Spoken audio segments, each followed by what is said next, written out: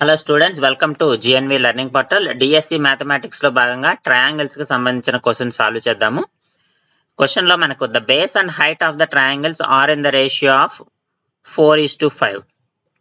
So ఇక్కడ మనకి base అనేది 4x ఉంది, అలాగే హైట్ అనేది 5x అనుకుందాం. ఇంకేమి ఇచ్చాడు మనకి? ఏరియా ఆఫ్ ట్రయాంగిల్ ఇచ్చాడు, 640 సెంటీమీటర్ స్క్వేర్ ఇచ్చాడు. ఏరియా ఆఫ్ ట్రయాంగిల్ ఎంత మనకి? Half base into height is equal to 640 centimeter square.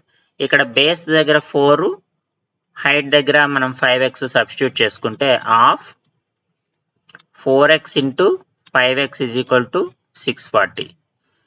So ఇక్కడ 2 టైమ్స్ క్యాన్సిల్ అవుతుంది. 2 5s are 10.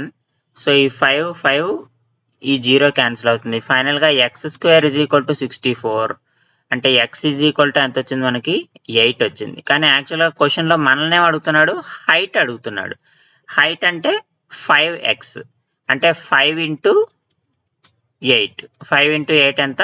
40 సెంటీమీటర్స్. సో ఇచ్చిన ఆప్షన్స్ లో మనకి 40 సెంటీమీటర్స్ ఏముంది? ఆప్షన్ ఏ ఉంది, కాబట్టి ఆప్షన్ ఏ మనకి కరెక్ట్ ఆన్సర్ అవుతుంది.